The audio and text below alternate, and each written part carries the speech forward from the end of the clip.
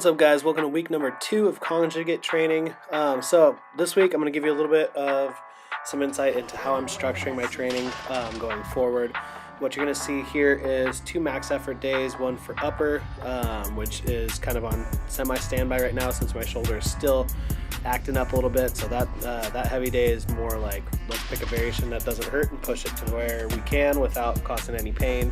And just a lot of work on shoulder stability and still tricep strength, since I need to bring that up in lieu of me doing any significant amount of pressing. So that being an aside, the major things that I need to work on for my lower body lifts, so my squat, my deadlift, primarily going to be hip strength. One of the things that Matt pointed out, particularly in my deadlift, is that my back is strong and my leverages are good for a conventional pull, so that masks the fact that they tend to overpower my actual hip and hamstring strength, more so the glutes. So my big focus is going to be bringing those up. Also, upper back could use some work, so I figure I will be doing rotations with the safety bar, the camber bar, and then probably a Duffalo bar variation as well. But for 2 or 3 out of the max effort sessions, I'm going to be squatting to a box using one of those variations, and then kind of alternating between straight weight and either chain or band, but using variations that emphasize the weakness and through the upper back. So here you can see I'm using the safety squat bar, and I'm using the one that doesn't have any handles, so that way I can't cheat the leverages by pushing up on the handles. So that makes it significantly tougher than using the safety bar with the handles, and also significantly tougher than a regular squat. So what I worked up to this week was a top set of 450 for 2. I lost my positioning and my hip tightness on the first attempt here, so I wasn't able to get up off the box, but remembering to cue my knees out and just keeping that tension in through the hips was what was able to get me up out of the hole for that second set. So took the 450 again, made it move better, and then moved on to sumo pulls. This week, pulling from the floor against 120 pounds of chain. Last week I pulled off of 3-inch blocks.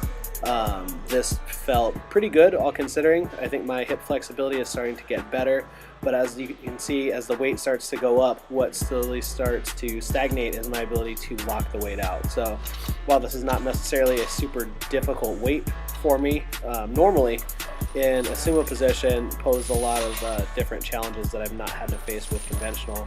And you can see once I get up to the top set with the 365 plus 120 in chain, I'm fighting to initiate the weight with my back, similar to a conventional, rather than driving with the legs and the hips. So I'm going to keep working sumo variations, since obviously that is a glaring weakness for me.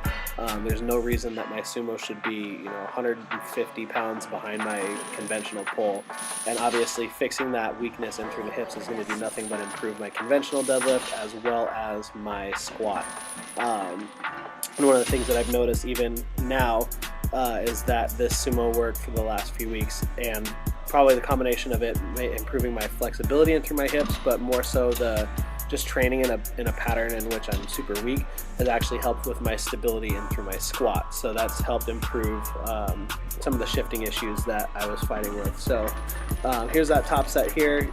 It moved okay, but you can definitely tell that I'm fighting to try and jump into the lower back and not stay into the hips and the quads. So that's why you see that lag with the locking of the knees and the hips firing through on this one. So called that the top set, shut it down for there, and then hit RDLs on the belt squat, as well as some other hamstring and glute work.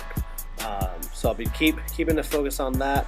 I'm going to minimize my focus on lower back, although I will probably still use a reverse hyper as an accessory movement. Obviously, I've got 200 reps a week as part of my warm-ups, but using them heavier with a more of a controlled glute focus as an accessory to keep bringing the glutes up as well. So I'll be doing that in and out on the heavy day.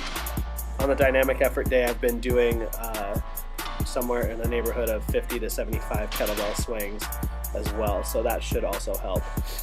This is the dynamic bench day. As you can see, a lot of these sets are pretty inconsistent. Ended up doing about 15 total sets, rotating between different grips, trying to find something that did not put any pressure on my shoulder, but also allowed me to get a consistent touch point, which right now is honestly the thing that I'm struggling with the most. Part of it is that just scapula position makes it difficult for me to lower the bar or really lock out the bar without any kind of discomfort. As I keep going through these sets, you can see they're starting to move better and better, and my tightness and positioning is staying, but I am still struggling to figure out how to bench with my head staying down. Lifting it up and then firing the head back just feels so much more natural. I'm going to keep working on it, but if not, then I think the appropriate move is to just keep working on maintaining a high sternum even with the head lift. So really the bigger fault that I'm working on with my bench is not letting the chest collapse and keeping that just a little bit lower touch point so I stay out of my shoulders and more into the lats and the triceps. So we'll see. It's going to be a work in progress. I'm going to keep rotating the bar and the grip on the max effort day, and I'll keep a straight bar on the speed day, and just hopefully that continues to improve. What I'm kind of guessing, especially now as my hips are feeling better and better every week, even with the raw work here, what I'm curious to see is if as I acquire more or accumulate more training volume without a hip shift in my lower body work, if that ends up traveling up the chain and helping the shoulder heal and find its position again, since the hip that I dump into and the shoulder that is tight and throwing off my bench are both related. So I'm doing lots of single-sided stability work on the days in between these sessions. My Tuesday and Friday conditioning workouts are usually paired with other prehab movements, whether that is anti-rotation drills or it's things like waiter walks or single-arm farmer carries or some kind of an oblique hold or twist. Everything that I'm doing on those two conditioning days is focused on either anti-rotation or shoulder or hip stability. So I'm working that into that conditioning work so that way it's getting equal emphasis with the other training that I'm doing. So we'll see. I feel like I'm kind of heading in a good direction with that though, so we will continue to work on that over the next few weeks. On the speed day, hit 10 doubles this time on squats with the average band, same bar weight, and then the speed pulls for deadlifts, same bar weight, same band weight, just moving a lot better since my hips are firing better this week. So that is it. Hopefully you enjoyed the video. If you did, please be sure to like it and subscribe to my channel. And as always, if you're interested in the gym or any of the programs here, check it out at www.savagegym.com. Take care.